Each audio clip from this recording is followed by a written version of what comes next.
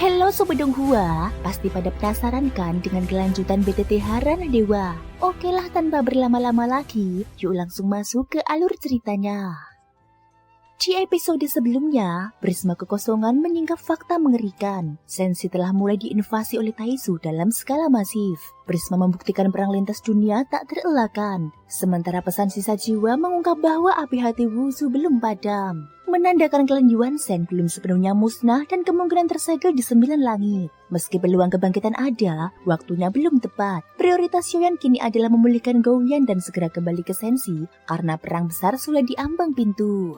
Hati Xiaoyan dipenuhi kegelisahan. Seandainya bukan karena Gouyan itu mengalami luka berat, dia pasti sudah segera berangkat kembali. Sensi berada di dunia lain yang sangat jauh. Meskipun dia sempat mengintip sedikit melalui prisma kekosongan, pemahamannya tentang keadaan di sana masih sangat terbatas. Dia sama sekali tidak tahu bagaimana kondisi Sensi sebenarnya saat ini. Dengan Nanfu yang berjaga, seharusnya dalam waktu singkat tidak akan terjadi masalah besar. Namun yang paling membuat Xiaoyan khawatir adalah apakah para ahli kuat Sensi benar-benar memiliki tekad untuk bersatu. Apakah mereka bersedia berdiri di satu garis perlawanan yang sama dan melawan Taisu bersama-sama? Itulah inti kecemasan Xiaoyan. Bukan berarti Sensi tidak memiliki para ahli kuat. Justru alasan Taisu begitu memprioritaskan invasi ke Sensi adalah karena dunia itu menyimpan sumber daya yang luar biasa melimpah. Dari tanah yang demikian, tentu saja lahir para pembangkit kekuatan yang jumlahnya tidak terhitung. Namun sebelum invasi Taisu terjadi, limpahan sumber daya di seluruh dunia sistem Sensi relatif dikendalikan dan bersifat konservatif. Karena itu, jumlah para ahli tingkat keabadian dewa di dunia tersebut dijaga dalam batas tertentu, jauh lebih sedikit dibandingkan dunia-dunia lain. Akan tetapi ketika dunia para dewa benar-benar menghadapi ancaman invasi dan bahaya, aturan-aturan itu pun sepenuhnya dilepaskan. Dalam sekejap para ahli bermunculan seperti rebung setelah hujan, tumbuh dengan kecepatan yang tak terbayangkan, semuanya demi satu tujuan, menghadapi Taisu dalam pertempuran hidup dan mati.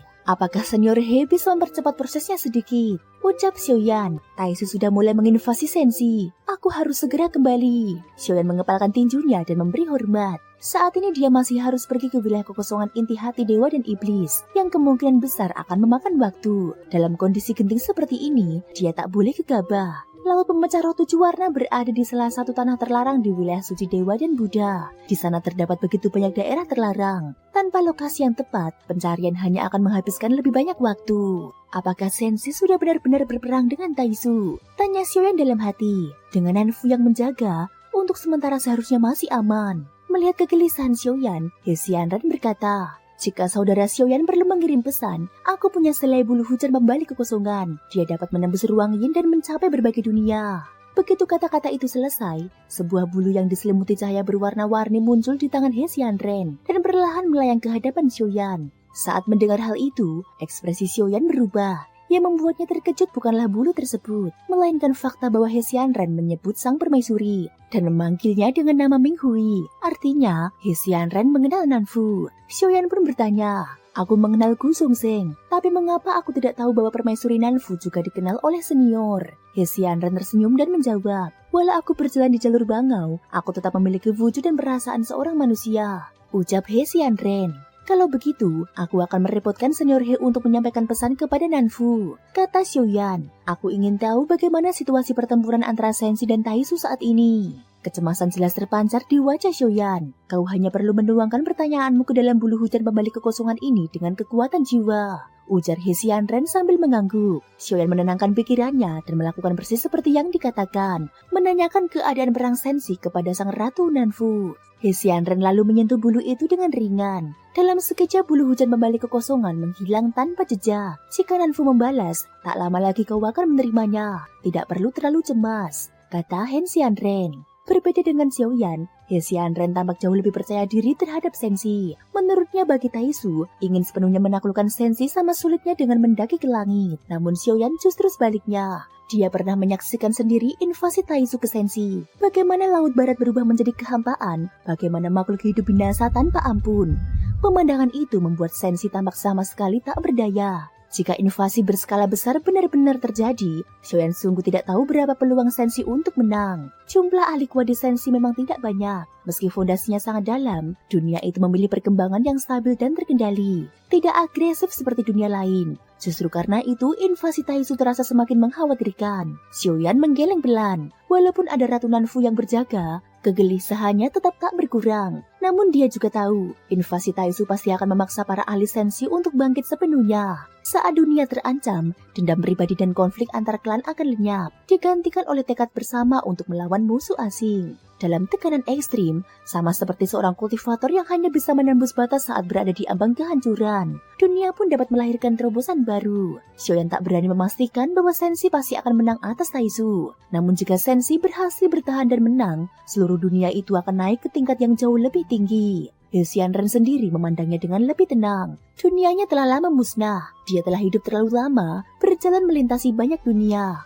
menyaksikan pasang surut zaman. Dia memahami hukum perkembangan dunia dengan sangat dalam. Maksud Xianren jelas. Bagi Sensi, bencana ini bukan hanya invasi, tetapi juga sebuah kesempatan untuk berevolusi. Xiaoyan mengerti maksud itu. Dia juga memahami bahwa kunci kemenangan Sensi terletak pada perlawanan seluruh dunia secara kolektif. Benar, kata Xianren pelan. Namun bencana sebesar ini juga bisa berakhir dengan kehancuran total. Seperti tanah kelahiranku. Nada suaranya sedikit meredup. Bagaimanapun juga itu adalah rumahnya. Meski dia kini berjalan melintasi berbagai dunia, menoleh ke masa lalu yang telah lenyap tetap saja menyayat hati. Aku ingat senior pernah berkata bahwa dunia Wuku tempat asalmu juga berkaitan dengan Taisu. Apakah dunia itu juga hancur karena invasi Taisu? Tanya Xiaoyan dengan rasa ingin tahu. Tidak hanya Taisu, dunia Wuku dulu adalah salah satu dari 9 dunia. Berbeda dengan Sensi yang stabil, Wuku berkembang terlalu cepat. Jumlah ahli meningkat secara berlebihan, bahkan mulai menekan dunia-dunia lain, hingga akhirnya memicu kemarahan bersama. Itu hanya satu sisi dari penyebab kehancuran, ucap Xianren. Kesalahan sejati adalah pilihan dunia itu sendiri. Karena keputusan yang keliru, dunia Wuku akhirnya dikepung dan diserang oleh banyak dunia. Taisu hanya seperti kecoa, menyelinap masuk untuk menjarah saat kekacauan terjadi, dan perilakunya sangat menjijikkan, ucap Xianren lagi. Xianren kemudian menjelaskan lebih rinci tentang kehancuran dunia Wuku. Dari penuturannya, Xiaoyan menyadari bahwa kehancuran sebuah dunia tidak pernah terjadi dalam semalam, melainkan akibat banyak faktor yang saling bertumpuk. Raja dunia Wuku sangat berbeda dengan penguasa Sensi. Di mata Xiaoyan, Sensi kekurangan ahli kuat untuk bertahan, sementara dunia Wuku justru runtuh karena terlalu banyak ahli kuat. Dari perbandingan dua dunia itu, Xiaoyan melihat satu persoalan besar yang amat sulit. Ketika sebuah dunia stabil dan tidak terancam invasi, dia tetap harus menjadi kuat dari dalam. Namun yang lebih penting lagi adalah menjaga keseimbangan dunia itu sendiri. Dua kata, keseimbangan itulah kunci segalanya. Sayangnya, memahami prinsip dan benar-benar mampu bertindak adalah dua hal yang berbeda. Dengan kekuatannya saat ini, Xiaoyan masih jauh dari mampu mengendalikan seluruh Sensi. Bahkan para penguasa tertinggi pun belum tentu sanggup, apalagi dirinya sekarang. Saat dia masih tenggelam dalam pemikiran, hamparan bintang berkilauan muncul di kejauhan. Mereka telah tiba di reruntuhan bintang dewa dan iblis. Baru saja memasuki wilayah itu, berkas-berkas cahaya melesat dari segala arah, menerobos ke dalam starfield tersebut. Xianren mengembangkan sayap bercahaya, dan kecepatan kompas terbang tiba-tiba melonjak tajam. Saudara Xiaoyan, jika kau membantuku membawa keluar hati ilusi mimpi, maka sebagai imbalan aku akan menemukan laut pemecah roh 7 warna untukmu. Apapun harga yang harus dibayar. Kata-kata apapun harga yang harus dibayar membuat Xiaoyan tertegun. Bagi seorang pedagang, kalimat itu bukan sesuatu yang diucapkan dengan ringan. Artinya dia siap menanggung konsekuensi yang sangat besar. Di dalam hati Xiaoyan makin waspada. Jelas bahwa Xianren seperti dirinya memiliki musuh bersama, yaitu Taisu. Namun dari ucapannya, tampak bahwa musuh Xianren tidak hanya Taisu. Dalam kehancuran dunia Wuku mungkin bahkan bukan Taisu, melainkan kekuatan gelap lain di balik layar. Apapun rencana dan perhitungan Xianren, semuanya tampak disusun untuk jangka panjang. Berbeda sama sekali dengan cara dunia Xuan Huang. Ada tujuan yang jelas dan perhitungan yang matang. Namun untuk saat ini, semua itu menguntungkan Xiaoyan. Dia hanya perlu tetap berhati-hati. Setiap kali Xiaoyan berkedip, cahaya bintang yang menyilaukan melintas di hadapannya. Itu menandakan bahwa kompas terbang sedang melaju dengan kecepatan tinggi, mencari inti terdalam bintang pusat dari seluruh kawasan ini. Thank you guys sudah mendengarkan ceritaku di episode kali ini sampai akhir. Ikutin terus kelanjutan episode berikutnya ya. Terima kasih buat kalian semua yang udah subscribe, like, dan komennya. Semoga hari kalian menyenangkan. Sampai jumpa dan bye-bye.